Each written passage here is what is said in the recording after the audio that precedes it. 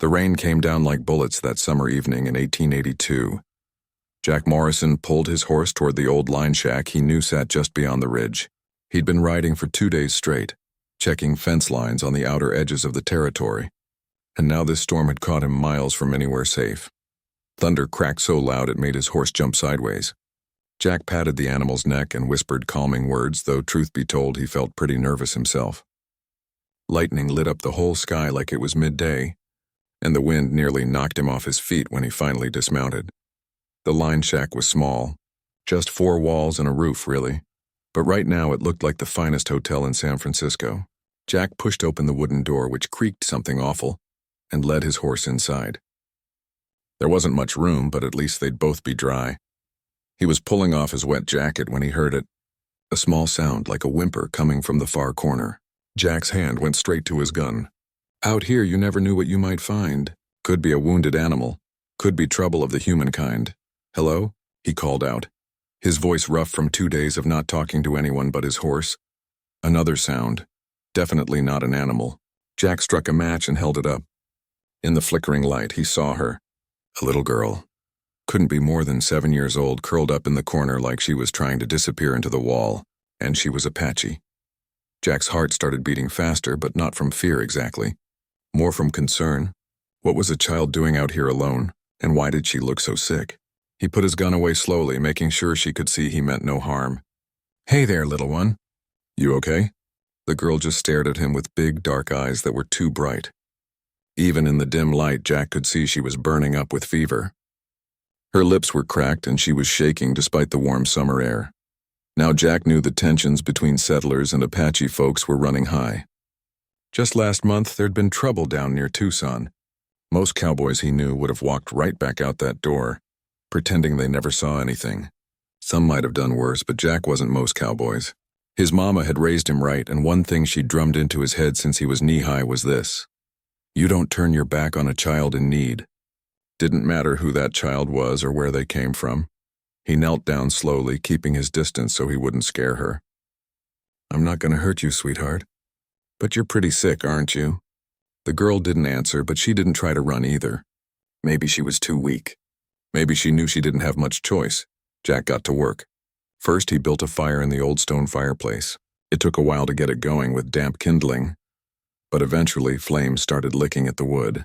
The shack began to warm up and some of that awful dampness went away. Then he dug through his saddlebags for his supplies.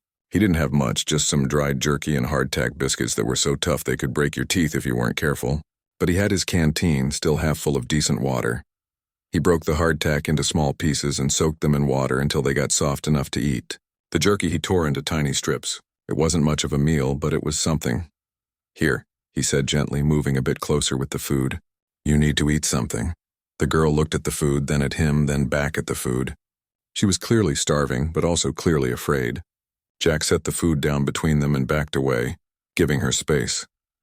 After a long moment, she reached out and grabbed the softened hardtack, stuffing it in her mouth like she hadn't eaten in days. She probably hadn't. While she ate, Jack went back outside into the storm, letting the rain soak him all over again.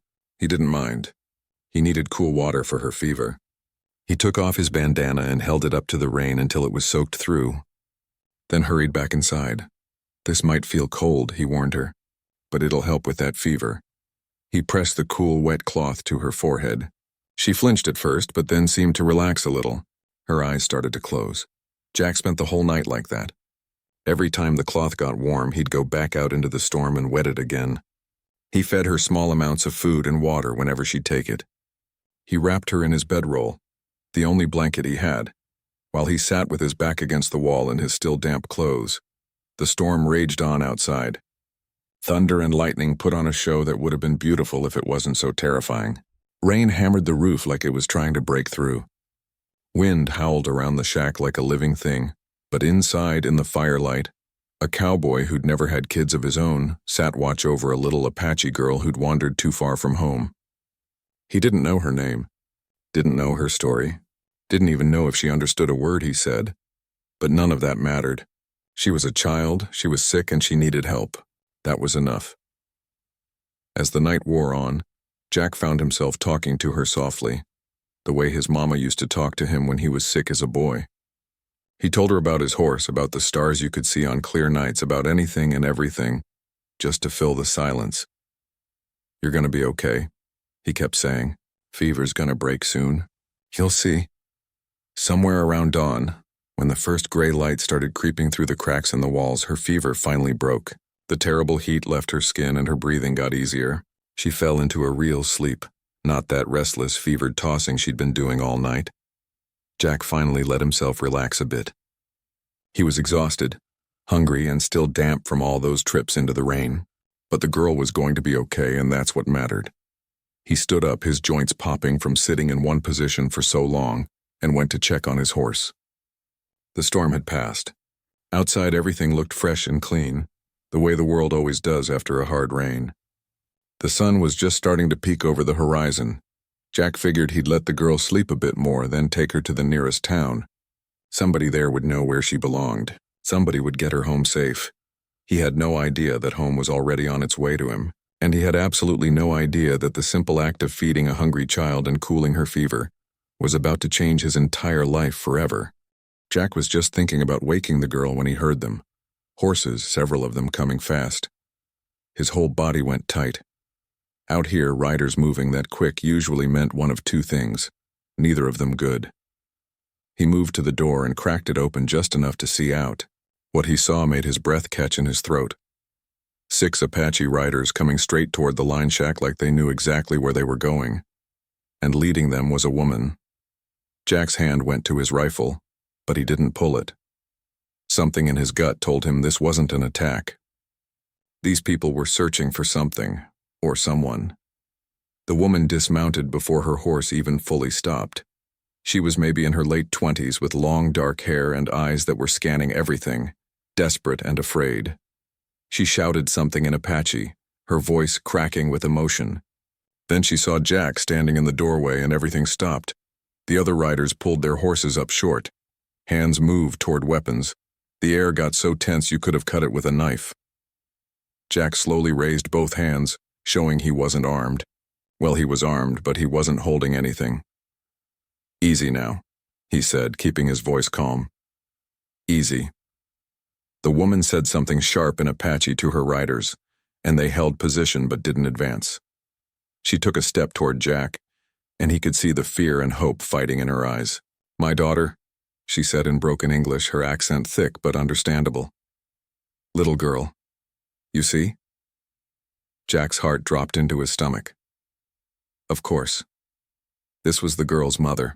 She'd been out there all night, probably going half crazy with worry, searching in that terrible storm. "She's here," Jack said quickly. "She's okay. She's safe." He stepped aside and opened the door wider. The woman didn't wait for permission. She rushed past him into the shack, and what happened next made Jack's chest tight in a way he couldn't quite explain. The little girl, who'd been starting to wake up, saw her mother and burst into tears. Not scared tears, but relief tears. The woman dropped to her knees and pulled the child into her arms, holding her so tight it looked like she'd never let go. She was crying too, saying things in Apache that Jack couldn't understand but felt in his bones anyway. The other riders had dismounted now, but they kept their distance, watching Jack carefully. He stayed by the door, giving the woman and her daughter space, feeling like maybe he was intruding on something private. After a long moment, the woman pulled back and checked her daughter all over, touching her face, her arms, looking for injuries. The little girl started talking fast, pointing at Jack, at the remains of the fire, at the wet bandana lying on the floor.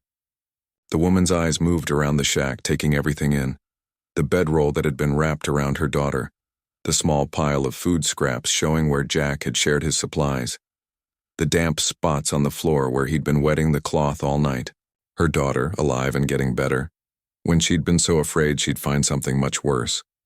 The woman stood slowly and turned to face Jack. Her eyes were still wet with tears, but now there was something else there too, something serious and solemn. She placed her hand over her heart and said something in Apache. Then in English, "You feed my daughter. You save her life." Jack shook his head. Just did what anyone would do. She was sick. Couldn't just leave her. "No," the woman said firmly. She took a step closer, and Jack noticed the other riders straightening up, paying close attention. Not anyone. Most white man, they leave her, maybe worse. You feed her, keep her warm, make fever go away. Really, ma'am, My name Kaya, she interrupted. That is Isa. She pointed at her daughter. And now, by old Apache way, by sacred tradition, I owe you life debt. Jack blinked. You don't owe me anything. Seriously. Kaya shook her head hard. You not understand. This is sacred thing. You feed my child when she need help. You keep her alive through dark night. This create bond. This create debt that must be paid. One of the other riders said something in Apache. Kaya responded, then turned back to Jack. My people say I must do this. My honor say I must do this. Most important, my heart say I must do this. Ma'am Kaya, I appreciate the thought, but there's no debt. I helped a sick kid. That's all. That not all, Kaya said, and her voice got stronger. In Apache way, life debt is serious thing. Most sacred thing. I must repay what you give. I must serve until debt is paid. Jack felt panic rising in his chest. Serve? What do you mean, serve? I come work for you. I help you with whatever you need. This is how debt is paid. Now hold on just a minute, Jack said, running his hand through his hair. You can't just, you have your own life. Your daughter needs you. You can't just come work for some stranger because of some old tradition. Kaya's eyes flashed. This not some old tradition. This is our way. My way. You saved my daughter life. That mean everything. I cannot just walk away and say thank you. Would be dishonor, would be shame. But I don't need. You have ranch, yes? Kaya asked. You raise cattle? Horses? Well, yeah, but then you need help. Everyone need help with ranch. I am good with horses. I know this land better than any white man. I can track, can hunt, can work hard. I come to your ranch, I work, and debt will be paid. Jack looked at the other Apache riders. They were watching him with serious faces, nodding slightly. This wasn't just Kaya being stubborn. This was something real to these people, something important. Look, Jack tried again. I understand this means something to you. I respect that. But I live near Tombstone. You know what folks are like there. They see an Apache woman working my ranch, they're gonna think. Well, they're gonna think all sorts of things. Might cause trouble for both of us. Let them think, Kaya said simply. I'm not afraid of white people talk. My husband died 2 years past fighting white soldiers. After that, I learned to be strong. I learned that honor and debt more important than what people think. Isa said something in Apache, tugging on her mother's sleeve. Kaya smiled down at her and responded gently. Then she looked back at Jack. My daughter say you are kind man. Say you sing to her in night when she's scared. Say you give her food when you must be hungry too. She say you keep checking her fever even when you very tired. She young, but she see truth clear. Jack felt his face getting warm. He hadn't realized the girl had been aware of much during the night. I did what any decent person would do, he said quietly. Yes, Kaya agreed. Exactly. You did what decent person do. But many people not decent. You are. And for that, I give you my service until debt is paid. This not punishment for me. This is honor. You understand? Jack looked at this woman standing straight and proud despite having spent all night in a storm searching for her daughter. He looked at the little girl, who was watching him with those big dark eyes, now clear of fever. He looked at the other riders who were waiting to see what he'd say, and he realized something. He could argue until he was blue in the face, but Kaya had made up her mind. This was happening whether he liked it or not. And maybe, just maybe, turning her away would be the real insult. Maybe telling her that her sacred tradition didn't matter would hurt worse than anything else. All right, he finally said. But on one condition. You work because you choose to, not because you have to. Any time you want to leave, you leave. Deal? Kaya smiled for the first time, and it lit up her whole face. Deal. But I not leave until debt is paid. You will see. She turned and said something to the other riders in Apache. They nodded and began mounting their horses. One of them, an older man with gray in his hair, rode closer and said something to Kaya that sounded serious. She responded firmly, and he nodded with what looked like approval. Then the riders were gone, heading back the way they'd come, leaving Kaya and Isa standing there with their small bundle of belongings. Jack looked at them, and they looked back at him. Isa smiled shyly. "Well then," Jack said, picking up his hat and putting it on. "I guess we'd better head to my ranch. It's about a day's ride from here. You two okay to travel?" Kaya nodded. "We are strong. We follow you." As Jack saddled up his horse and helped Kaya and Isa get situated on theirs, he couldn't shake the feeling that his simple, quiet life was about to get a whole lot more complicated. He had no idea just how right he was. The ride back to Jack's ranch took most of the day. The sun was hot, the kind of Arizona heat that makes everything shimmer and dance in the distance. Jack kept glancing back to make sure Kaya and Isa were keeping up. They were. In fact, Kaya sat her horse like she was born on it, and little Isa, despite being sick just hours before, seemed to be doing fine. They didn't talk much during the ride. What was there to say? Jack's mind was spinning with what he was going to tell people in town, how he was going to explain this. But every time he looked back and saw that little girl smiling at him, he knew he'd done the right thing. Whatever came next, he'd figure it out. As they got closer to Tombstone, Jack started seeing other ranches, other people. And those people started seeing them. A cowboy riding with an Apache woman and child. Jack could feel the stares like physical things. He kept his eyes forward and his jaw tight. They passed old Bill Henderson fixing his fence. Bill's mouth dropped open so wide you could have fit a whole apple in there. He didn't wave, didn't call out a greeting like he normally would. Just stared. "People here not like Apache," Kaya said quietly from behind him. It wasn't a question. "Some do, some don't," Jack said. "Mostly don't if I'm being honest. But they'll get used to it." "Maybe they not get used to it," Kaya said. "Maybe they make trouble." "Let them try," Jack said. And he was surprised by how much he meant it. His ranch wasn't fancy. Just a small house he'd built himself, a barn, a corral, and enough land to run about 50 head of cattle. It wasn't much, but it was his, and he'd worked hard for every bit of it. When they rode up, Jack dismounted and helped Isa down while Kaya swung off her horse on her own. The little girl looked around with wide eyes, taking everything in. "Home," Jack said, though it felt strange saying it. This was his home, but now it would be theirs too, at least for a while. "It's not much, but it's dry and safe." Kaya was already walking around, looking at everything with sharp eyes. She checked the corral fence, ran her hand along the barn door, studied the house. Jack felt nervous, like he was being inspected. "Good land," she finally said. "Water nearby?" "Creek runs along the back edge of the property. Never goes dry even in summer." She nodded approvingly. "Good, you build this yourself?" "Most of it. Had some help with the barn. You do good work." She turned to face him. "Where you want me and Isa to stay?" Jack hadn't thought that far ahead. His house only had 2 rooms. "Well, I figured you could take the house. I can sleep in the barn until we figure something better out." Kaya's eyes narrowed. "No, this your home. We not push you out. You're not pushing me anywhere. I'm offering. And I am saying no."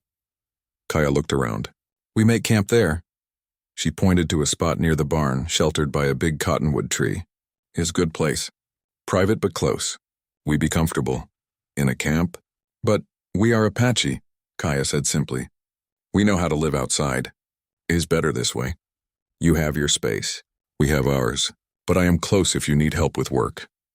Before Jack could argue more, Kaya was already unpacking her things. Isa helped her mother set up a simple camp. They moved with practice like they'd done this 100 times before. In less than an hour, they had a small shelter set up and a fire ring made from stones. Jack watched them work, feeling useless. "You need anything?" "Blankets, food. We have what we need," Kaya said. "But thank you. Tomorrow I start work.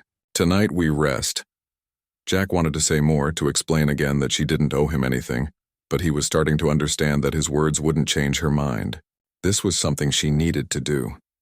Maybe the best thing he could do was respect that. That night, Jack lay in his own bed and stared at the ceiling. He could see the glow of Kaya's fire through his window. It felt strange knowing he wasn't alone anymore. Strange, but not bad. The next morning, Jack woke up to sounds outside. He pulled on his pants and boots and stepped out to find Kaya already working. She'd fed his horses, mucked out 2 stalls, and was currently fixing a section of fence he'd been meaning to get to for weeks. "Morning," he called out, still rubbing sleep from his eyes. "Morning," she replied, not stopping her work. "You sleep late?" Jack checked the position of the sun. It was barely past dawn. "What time did you get up?" "When sun come up. Always get up with sun." "You want breakfast? I make something." "I can make my own breakfast," she gave him a look. "I am here to help." "Let me help," Jack sighed. This was going to take some getting used to. Over the next few days, a routine formed. Kaya worked from sunup to sundown. She was incredible with the horses, gentle but firm, and they responded to her touch like magic. She knew which plants could heal cuts and which ones the cattle wouldn't eat. She could track a missing cow across rocky ground where Jack couldn't see any trail at all. And Isa, sweet little Isa, followed her mother around or played quietly near their camp. Sometimes Jack would see her watching him with curious eyes. He'd smile and wave, and she'd smile back, shy but warming up to him. But not everyone was warming up. Jack went into town for supplies at the end of the week, and the whisper started the moment he walked into the general store. "Heard you got yourself an Indian woman working your place," said Tom Miller, the store owner. He didn't sound friendly. "I've got help, yes," Jack said, keeping his voice level. "Is that a problem?" "Depends. What kind of help are we talking about?"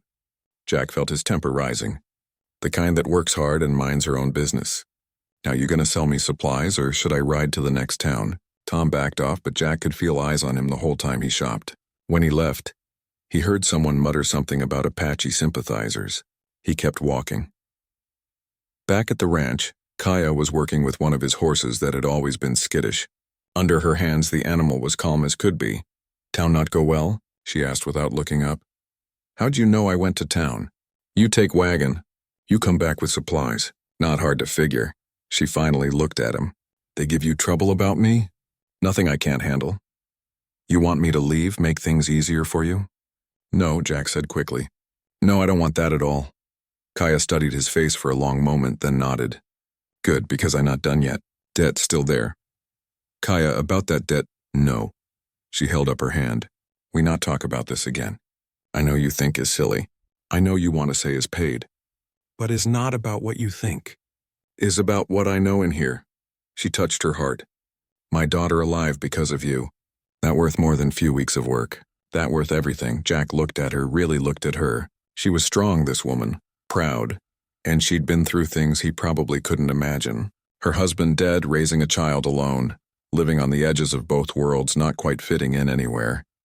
He understood that feeling better than he wanted to admit. "All right," he said softly, "but you need to understand something too. You're not a servant here. You're not someone working off a debt. You're a friend helping out a friend. Can we at least agree on that?" Kaya's expression softened just a little. "Friend?" "Yeah, friend." She was quiet for a moment. "Then I not have many friends. Especially not white friends. Well, now you've got one. So what do you say? Can we be friends and forget about the debt talk?" "We can be friends," Kaya agreed. "But debt's still there. Maybe friends help friends pay debts, yes?" Jack laughed, shaking his head. "You're stubborn, you know that?" "Yes," Kaya said with a small smile. "I know." That night, Jack invited Kaya and Isa to eat dinner at his table instead of at their camp. Kaya hesitated, but Isa's excitement won out. They ate together, and Jack found himself enjoying the company more than he'd enjoyed anything in a long time. Isa was starting to learn some English words, and she'd repeat them proudly. "Horse, good, thank you." Each one made Kaya smile with pride. After dinner, Jack played a simple song on the harmonica his father had given him years ago. Isa clapped her hands with delight, and even Kaya seemed to relax, the hard edges of her guard dropping just a little. When they said goodnight and headed back to their camp, Jack stood in his doorway watching them go. The fire they built glowed warm against the darkness. He could hear Kaya singing softly to Isa, some Apache song he didn't know but found beautiful anyway. He went to bed that night thinking that maybe, just maybe, this strange arrangement might turn into something good, something neither of them expected but both of them needed. He had no idea how right he was, and he had no idea how much harder things were about to get before they got better, because the people in town weren't done talking. And some of them were planning to do more than just talk. 3 weeks had passed since Kaya and Issa arrived at Jack's ranch, and life had found a rhythm that felt almost normal. Almost. The problem was that normal for Jack and normal for the rest of Tombstone were two very different things. Every time Jack went to town, he felt it. The stares that lasted too long. The conversations that stopped when he walked by. The way people would cross the street instead of passing him on the boardwalk. Even people he'd known for years were acting strange. Pastor Williams, who used to wave and smile, now just nodded coldly. Mrs. Chen at the bakery, who always saved him the best bread, suddenly ran out whenever he came in, and the worst was probably Harvey Stone, who'd been something close to a friend. "You're making a mistake, Jack," Harvey had said just yesterday, cornering him outside the saloon. "People are talking. They're saying you've gone native, that you can't be trusted. Because I gave a woman and her child a place to stay?" Jack had shot back. "Because you're keeping an Apache on your property. There was trouble with the tribes just 2 months ago. You remember that, don't you?" Jack did remember. A group of young warriors had raided some farms south of town. Nobody died, but cattle were stolen and property was damaged. The whole town had been on edge for weeks after. "Kaya had nothing to do with that," Jack said firmly. "She's been living peacefully, keeping to herself. For now," Harvey said darkly. "But what happens when her people come back? What happens when they decide your ranch is a good place to hole up? You might trust her, but I don't, and neither does anyone else." Jack had walked away before he said something he'd regret, but Harvey's words stuck with him, nagging at his mind even when he tried to ignore them. Back at the ranch, Kaya was teaching Issa how to tend the garden she'd started near their camp. Jack had been amazed when she asked if she could plant some vegetables. Within 2 weeks, she had tomatoes, beans, and squash growing like they'd been there for years. "How do you do that?" Jack asked, genuinely curious. "I tried growing vegetables last year and everything died." Kaya smiled. "You plant wrong time, use wrong amount of water, and you not ask plants permission." "Permission? Apache way. We ask Earth Mother for permission to take from her. We thank her for what she gives.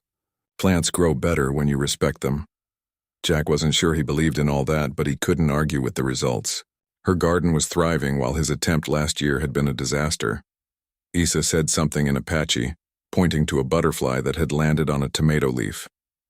Kaya responded gently, and they both watched the butterfly with quiet appreciation. Jack found himself watching them more and more lately. The way Kaya moved with such grace and purpose. The way she laughed at something Issa said, a sound he didn't hear often enough.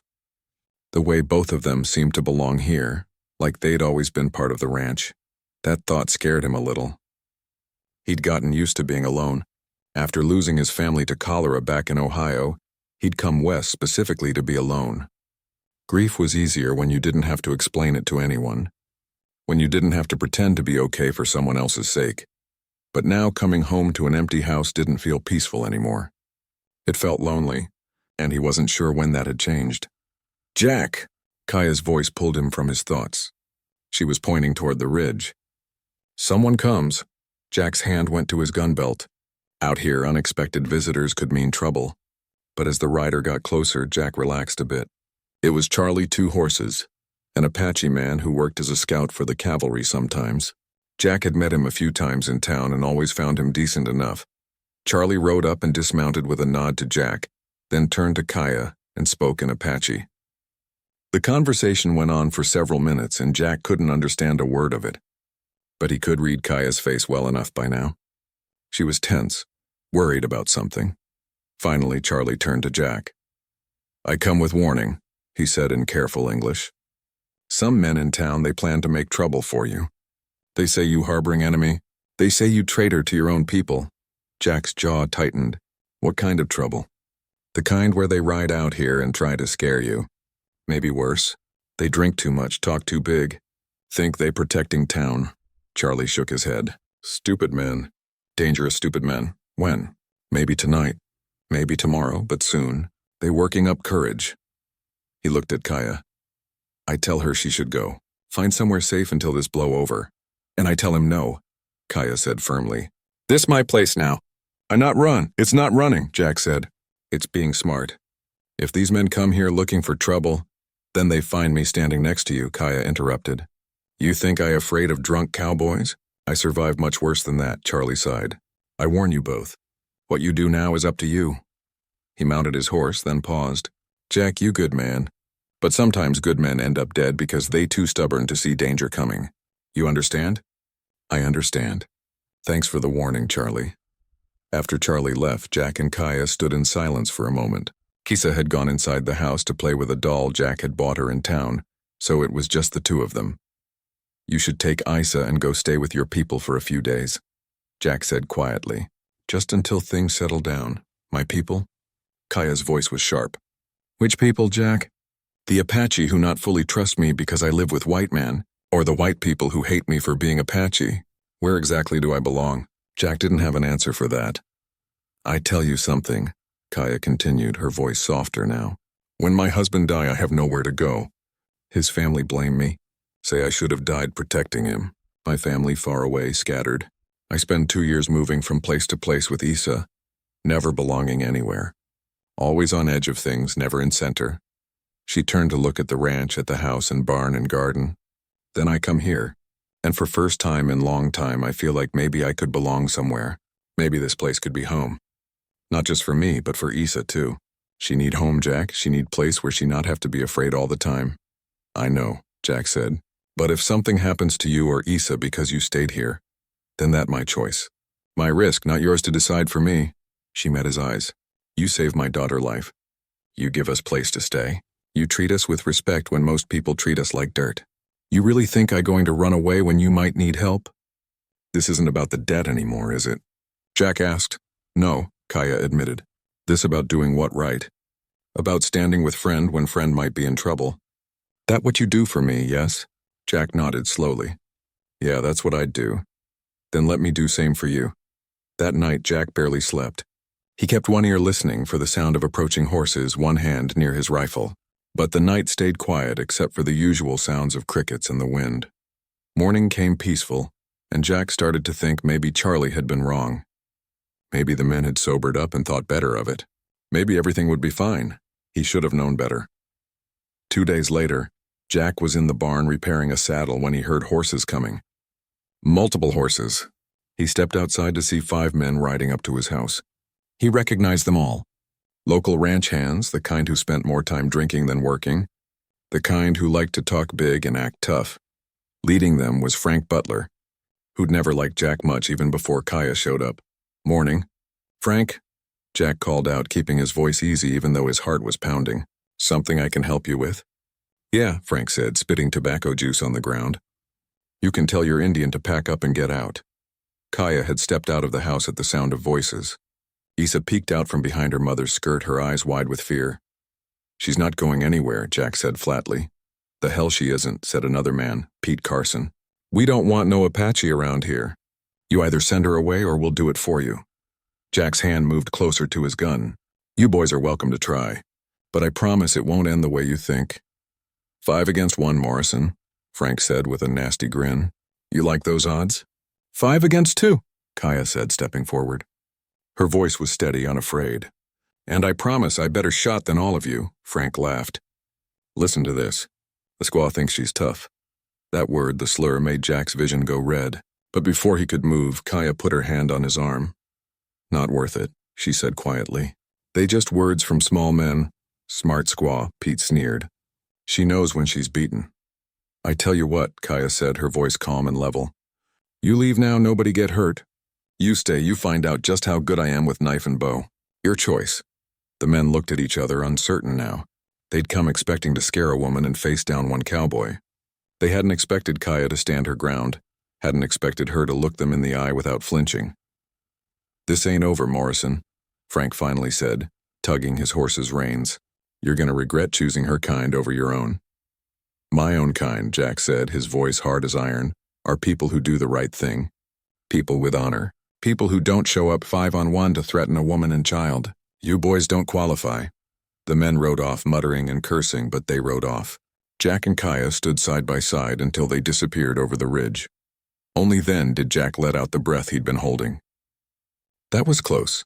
That was easy, Kaya corrected. Real trouble come different. That just boys playing at being men. The weeks after Frank Butler's visit passed without more trouble, and life on the ranch settled into something that felt almost peaceful. Almost.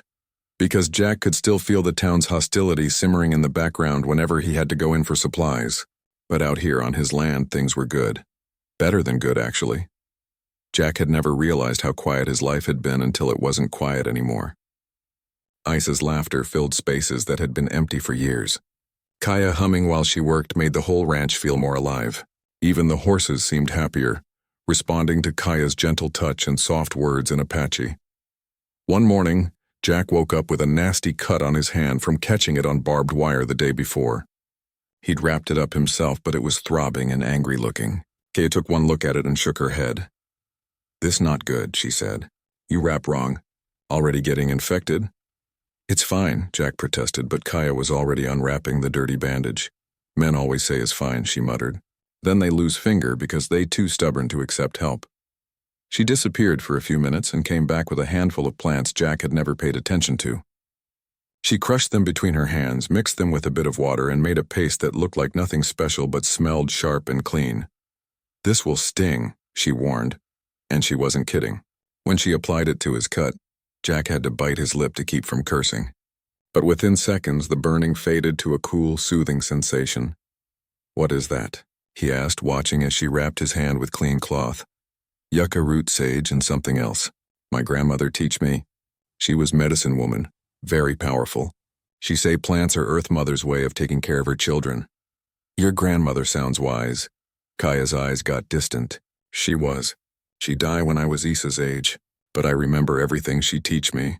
How to find water in desert by watching birds. Which clouds mean rain is coming. How to make medicine from things most people walk right past." Over the next few days, Jack's hand healed faster than any cut he'd ever had. No infection, barely even a scar. He asked Kaya to teach him about the plants, and she seemed pleased by his interest. They'd walk around the ranch and she'd point things out. "This is desert willow. Flowers make tea that help with coughs. These red flowers here, that is Indian paintbrush. Not for medicine, but very beautiful. Apache believe beautiful things important too, not just useful things." Jack found himself learning more in those walks than he'd learned in years of living on this land. Kaya knew the desert like it was part of her, could read signs in the earth that he'd never noticed before. "See here," she said one day, pointing at marks in the dirt that looked like nothing to Jack. "Big cat passed through here last night. Male, fully grown, probably just passing through to hunt deer up in the hills." "How can you tell all that from a footprint?" "Size tell you is male, depth tell you is recent, before morning dew. Direction tell you where he going. Not hard when you know how to look." Isa was learning things too. Jack started teaching her English in the evenings, and she picked it up fast.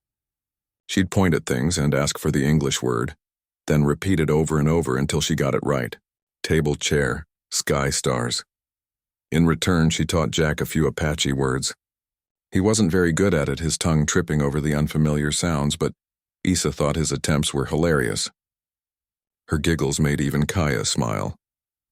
One evening, after a long day of work, Jack and Kaya sat on his porch while Isa played nearby. The sun was setting, painting the sky in shades of orange and pink that seemed impossible. "Can I ask you something?" Jack said. "You don't have to answer if you don't want to." Kaya nodded. "Ask your husband. What was he like?" Kaya was quiet for a long moment, and Jack thought maybe he'd overstepped. But then she spoke, her voice soft. "He was good man, strong, proud, sometimes too proud." She smiled a little, remembering. "We marry young. I was 16, he was 19. My father arranged it, but I was happy with choice." He make me laugh. "What happened to him?" "Cavalry," she said simply. 3 years ago, maybe 4 now. Group of young warriors decide to raid some farms. My husband, he not go with them. He think it wrong, think it only make things worse. But cavalry not care about who guilty and who innocent. They see Apache, they shoot." She paused, her hands clenched tight in her lap. "He was hunting. Just hunting deer to feed our family. Wrong place, wrong time. They kill him and 2 other men who had nothing to do with raid. Later army say was mistake. Say they sorry. Sorry not bring him back." Jack felt anger rising in his chest. "That's not right. No, is not right. But is how things are. Apache kill white people kill Apache. Everyone think they defending their own. Everyone think they the good ones. Meanwhile, people like my husband die for nothing. You must have been so angry. I was. I still am sometimes. But anger not help. Not feed Issa, not keep us safe. So I keep moving, keep surviving, until... She trailed off. Until I find you taking care of my daughter like she your own. Until I see that maybe not all white people same. Maybe some people, they just people. Good ones and bad ones in every tribe, yes? Yeah, Jack agreed. Good ones and bad ones everywhere. They sat in comfortable silence for a while, watching the last of the sunset fade to twilight. What about you? Kaya asked. You have family back east? Jack hadn't talked about this in years. Hadn't wanted to. But sitting here with Kaya, it felt okay to remember. Had a wife. Had a daughter too, little bit younger than Issa. And my parents, they lived with us. He swallowed hard. Cholera came through our town in Ohio. Killed a lot of people. Killed everyone I loved in 3 weeks. I am sorry, Kaya said softly. I couldn't stay there after. Everything reminded me of them. So I came west, bought this land, built this ranch. Figured I'd spend the rest of my days alone, and that was fine by me. Easier that way. But lonely, Kaya said. It wasn't a question. Yeah, lonely. I understand lonely. It's hard to let people close after you lose everyone. Easier to keep walls up, keep heart protected. Jack looked at her, really looked at her. She understood. She'd lived it too. The grief, the isolation, the fear of caring about someone again just to lose them. We're quite a pair, aren't we? He said with a sad smile. Yes, we are. Kaya met his eyes. But maybe lonely not so bad when you lonely together. Something shifted in that moment. Jack felt it, and he was pretty sure Kaya did too. They'd become friends over these weeks, that was true. But it was becoming something more, something neither of them had expected or looked for. It scared him. After losing his family, he'd sworn he'd never put his heart at risk like that again. But here he was, starting to care about this woman and her daughter more than he wanted to admit. Before he could figure out what to say, Issa ran up to them chattering excitedly in Apache. She'd found a pretty rock and wanted to show her mother. Kaya examined it seriously, like it was the most important rock in the world, and said something that made Issa beam with pride. Jack watched them together and felt something warm spreading in his chest. This right here. This was what he'd been missing without knowing it. Not just company but family. People to care about. People who cared about him back. Mama, can Jack tell story? Issa asked in careful English, looking at Jack hopefully. You want a story? Jack asked, and Issa nodded enthusiastically. So Jack told her a story his mother used to tell him, about a brave princess and a dragon. He changed it a little, made the princess more like Issa, brave and smart. Kaya translated the parts Issa didn't understand, and together they wove a tale that had the little girl hanging on every word. By the time the story ended, stars had come out. Real stars, thousands of them, so bright and clear out here in the desert where there were no city lights to dim them. Beautiful, Kaya whispered, looking up. Yeah, Jack agreed. But he wasn't looking at the stars. He was looking at her, and he realized with a start that he was in trouble. The kind of trouble you can't ride away from or fix with hard work. He was falling for Kaya. Maybe already fallen. And he didn't know what to do about it. As if reading his thoughts, Kaya glanced at him and their eyes met. For a second, something passed between them, an understanding, a question, a possibility. Then Issa yawned and the moment broke. Kaya stood, brushing off her skirt. Is late, we go to sleep now. Thank you for story, Jack. Anytime, he managed to say. He watched them walk back to their camp. Issa holding her mother's hand, both of them looking small and precious under the vast desert sky. Jack sat on his porch for a long time after, thinking about life and loss and second chances, thinking about how sometimes the things you need most show up in ways you never expected, how sometimes saving someone else ends up saving you too. The town might not understand. Frank Butler and his friends might still cause trouble. The world might think an Apache woman and a white cowboy had no business building a life together. But sitting there under those stars, Jack realized he didn't care what the world thought anymore. He cared about Kaya and Issa. He cared about the family they were becoming, whether anyone was ready to call it that or not. And that, he decided, was enough. Autumn came to Arizona territory slowly, the brutal heat giving way to cooler mornings and evenings that felt like mercy after the summer. Jack found himself looking forward to those early morning hours when he and Kaya would work side by side, their breath making little clouds in the air. They'd fallen into a comfortable rhythm. Kaya no longer insisted on sleeping at the camp every night. When winter rains came hard, Jack had convinced her to bring Isa into the house. He'd sleep on the floor by the fireplace, giving them his bed, and somehow that had become normal. Isa's drawings now covered one wall. Kaya's herbs dried from the ceiling beams. The house that had been so empty for so long now felt full of life. But something was changing, and Jack knew it. He caught himself watching Kaya more than he should. The way she moved, graceful and sure. The way she smiled at Isa, so full of love it made his chest ache. The way she'd sometimes catch him looking and hold his gaze for just a second too long before looking away. He was falling in love with her. Maybe had been for weeks now, and that terrified him. One evening after Isa had gone to sleep, Jack couldn't hold it in anymore. He and Kaya were sitting by the fire, and the words just came out. "Kaya, I need to tell you something." She looked up from the moccasin she was mending. "What is it?" "This debt you keep talking about. The sacred obligation. I need you to know something." He took a breath. "It's been paid. For weeks now it's been paid. You don't owe me anything." Kaya's hands stilled. "I know." "You, what?" "I know debt is paid," she said quietly. "Has been paid for a long time. Maybe after first week, maybe even after first day. You feed my daughter one time. I work for you many weeks. Debt is more than paid." Jack felt like the ground had shifted under him. "Then why are you still here?" Kaya set down the moccasin and looked at him directly. "Because I want to be. Because for first time since my husband died, I feel like I belong somewhere. Because Isa is happy here, learning and growing and not afraid all the time. Because..." She paused, her voice dropping to barely a whisper. "Because you make me feel safe. Not just body safe, but heart safe. And I not feel that in very long time." Jack's heart was pounding so hard he was sure she could hear it. "Kaya, but I also see the way you look at me sometimes," she continued, and now she wouldn't meet his eyes.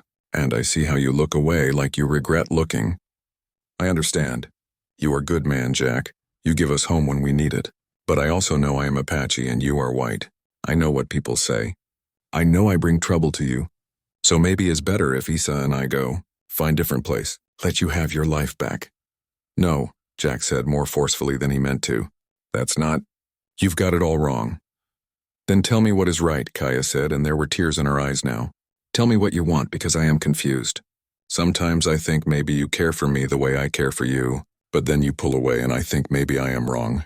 Maybe I'm just seeing what I want to see." Jack stood up and started pacing, running his hands through his hair. This was it. He could tell her the truth and risk everything. Or he could lie and keep things safe and simple. But safe and simple meant losing her, and he couldn't do that. "I do care for you," he finally said, stopping to face her. "More than I should.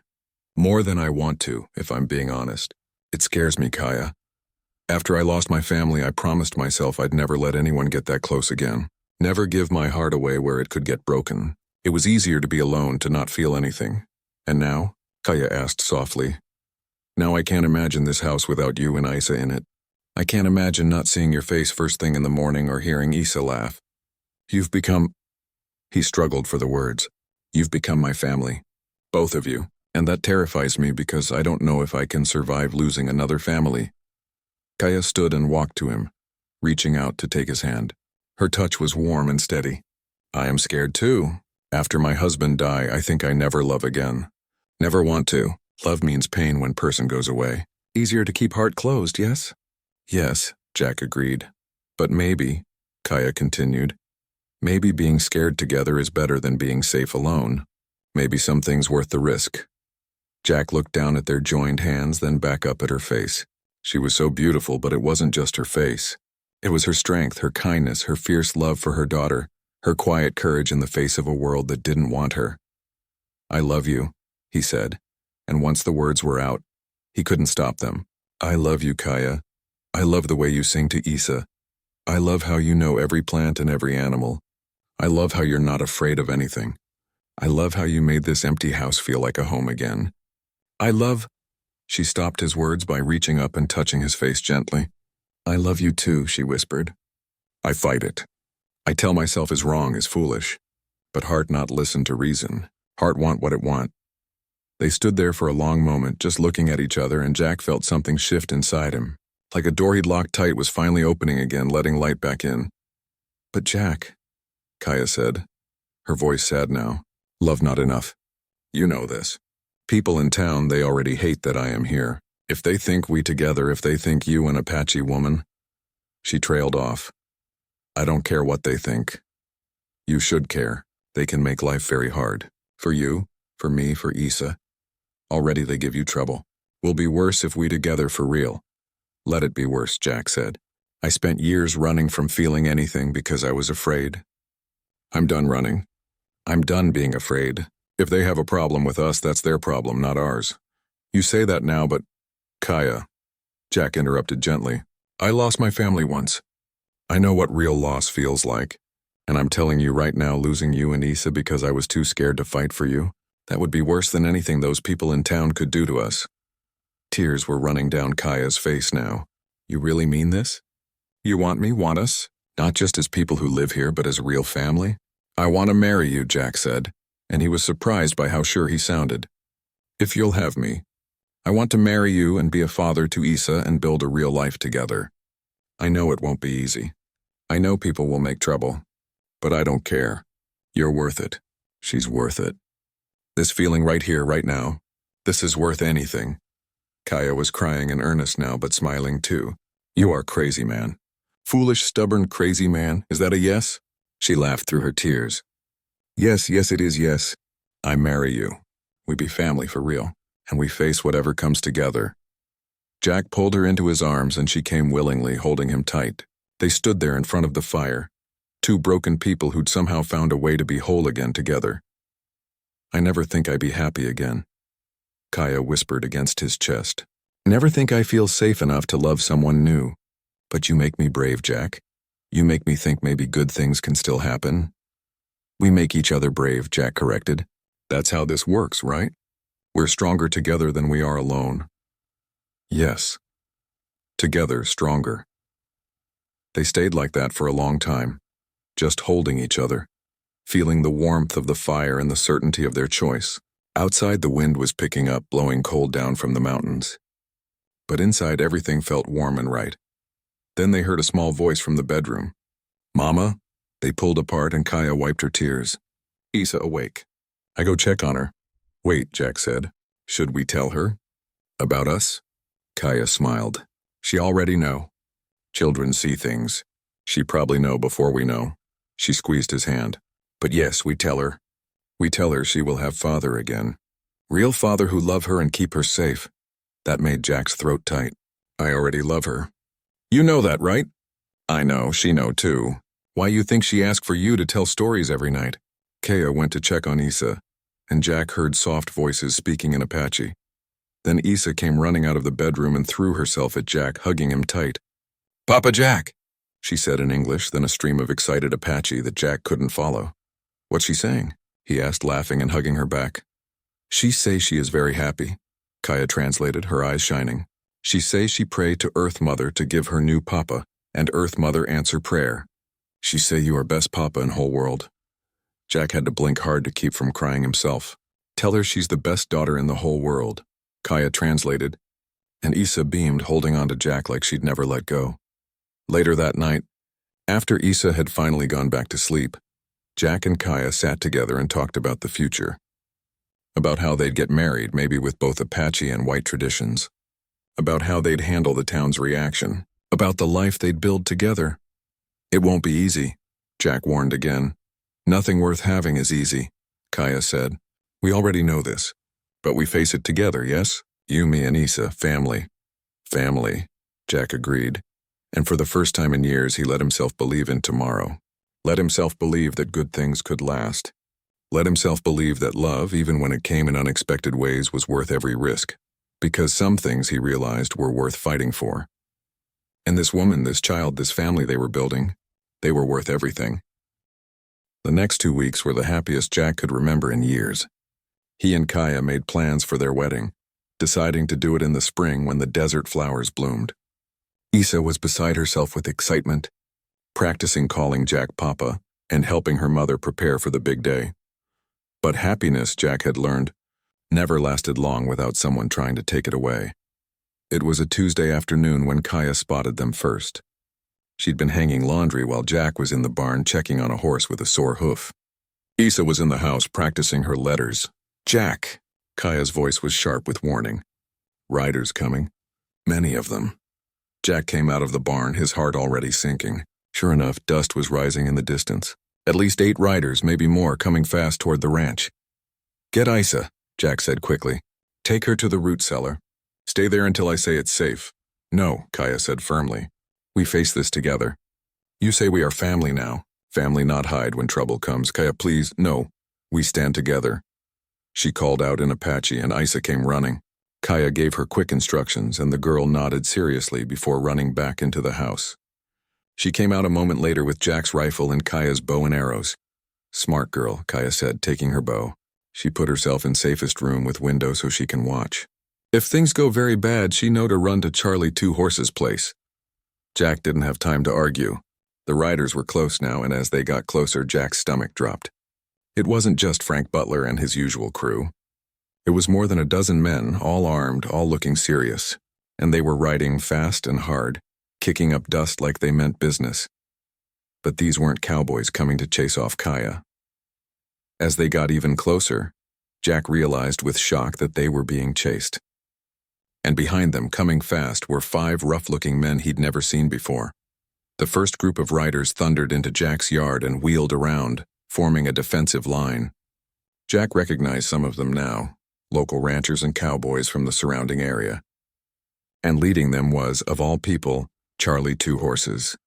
"Jack," Charlie shouted. "Outlaws. They've been hitting ranches all week. Killed 2 men yesterday. We're trying to drive them off, but they're mean and well-armed." The 5 outlaws pulled up just beyond rifle range, spread out and watching. They looked exactly like what they were. Hard men who'd lived violent lives and had nothing to lose. Their leader, a big man with a scar across his face, laughed when he saw the group. "Well, well," he called out. "Looks like the sheep are gathering. Makes our job easier, boys." "You need to move on," Charlie shouted back. "There's too many of us here. You're outgunned." "Are we, though?" the scarred man said. "I count 5 of us and, maybe 15 of you?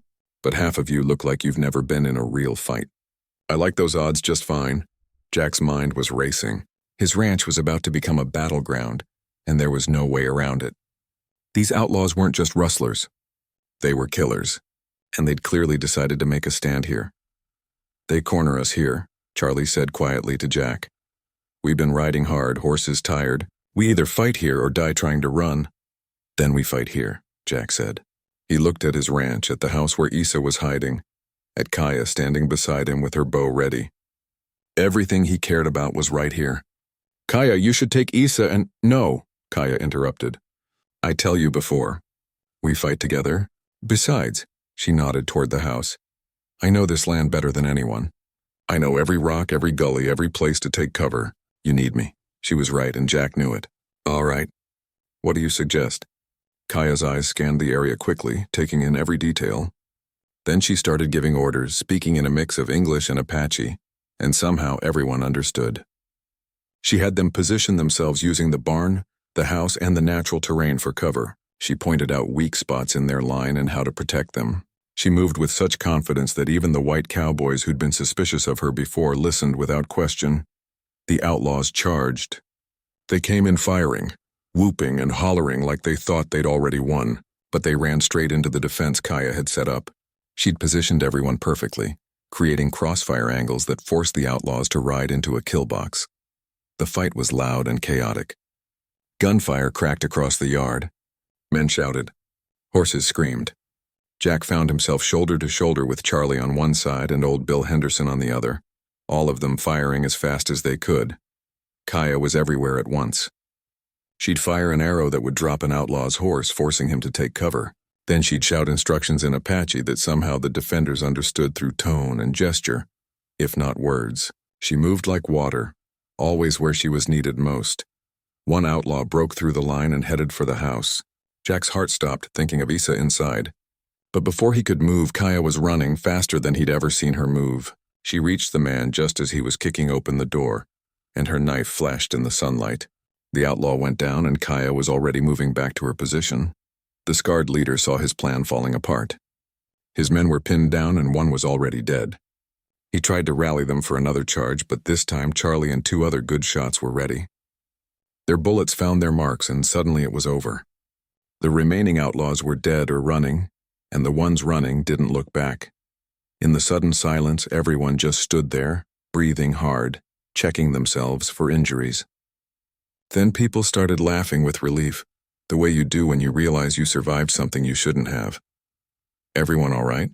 Jack called out, looking around. "A few minor wounds, nothing serious." They'd gotten incredibly lucky and he knew it. "Lucky hell," Bill Henderson said like he'd read Jack's mind. "That wasn't luck. That was her." He pointed at Kaya.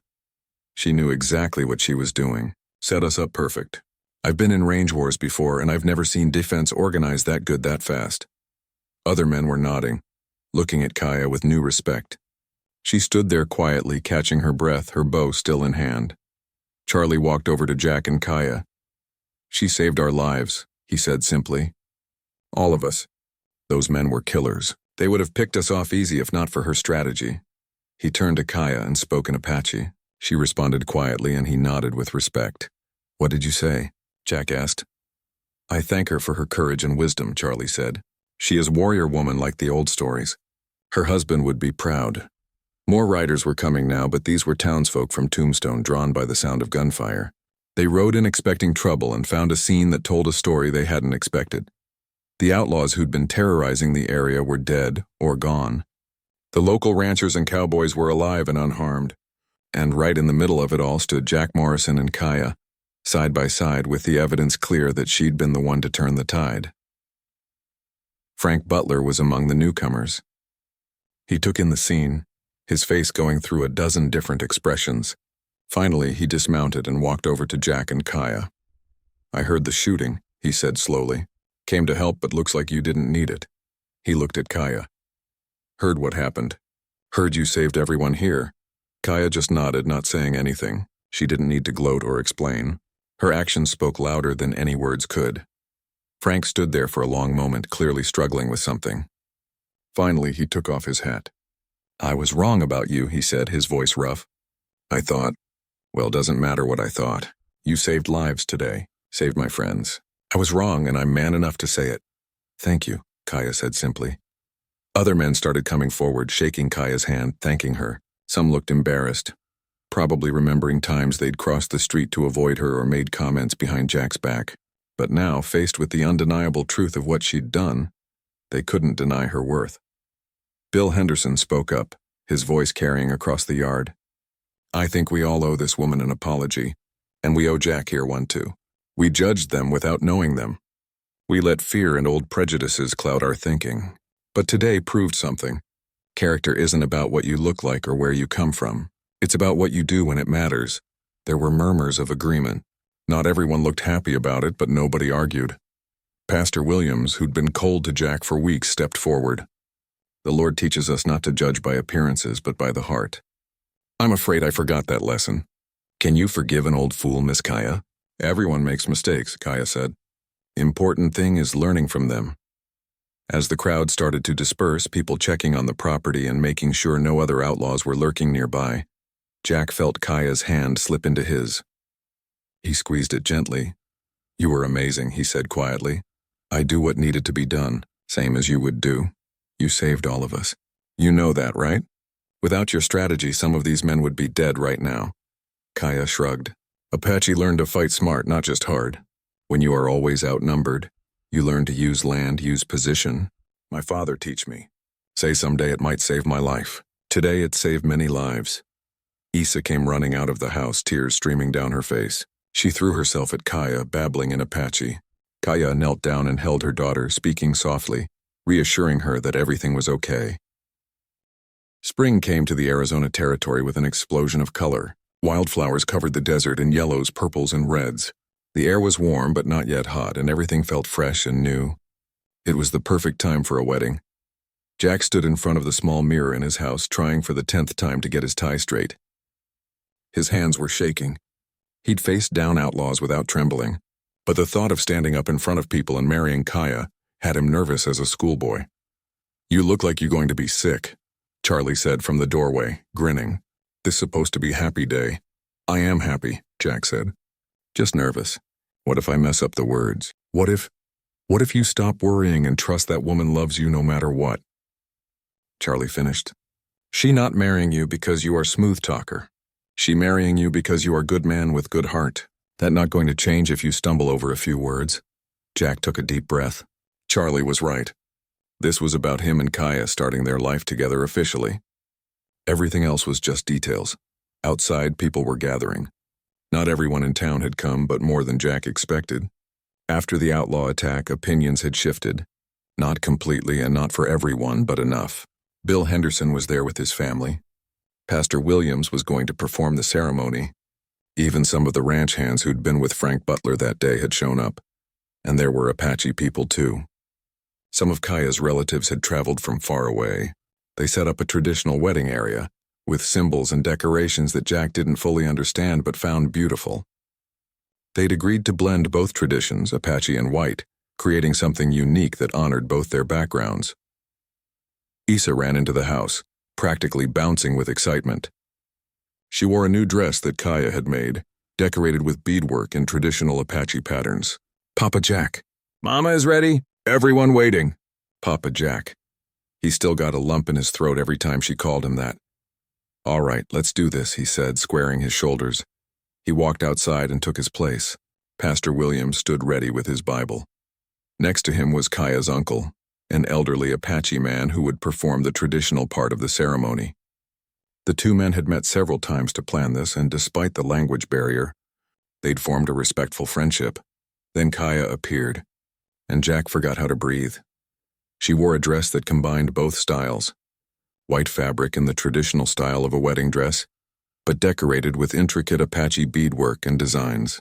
Her long dark hair was loose and decorated with desert flowers. She was the most beautiful thing Jack had ever seen. She walked toward him, Issa holding one hand and her uncle holding the other. When she reached Jack, she smiled and he saw tears in her eyes. Happy tears. "Hi," she whispered. "Hi," he whispered back, grinning like a fool. The ceremony was unlike anything anyone there had seen before. Pastor Williams spoke about love and commitment and God's blessing. Kaya's uncle spoke in Apache about the earth and sky coming together, about two paths becoming one. They exchanged rings that Jack had bought in Tombstone, and they exchanged traditional Apache marriage gifts that Kaya had made. When it came time for the vows, Jack's nervousness disappeared. He looked into Kaya's eyes and spoke from his heart. "Kaya, when I found Issa in that shack, I had no idea I was finding my whole future. You came into my life talking about sacred debts and traditions, but what you really gave me was a reason to live again. You gave me hope. You gave me family. You gave me love when I thought I'd never feel it again. I promised to protect you and Issa, to respect your ways and your people, to stand beside you no matter what comes. I promised to be the man you deserve every single day for the rest of my life." Kaya was crying openly now. She spoke in Apache first, her voice strong and clear, and her uncle translated for those who didn't understand. "Jack, you saved my daughter's life, but you saved mine too. You showed me that good people exist in this world. That love can come again after loss. That home is not a place, but the people you choose to be with.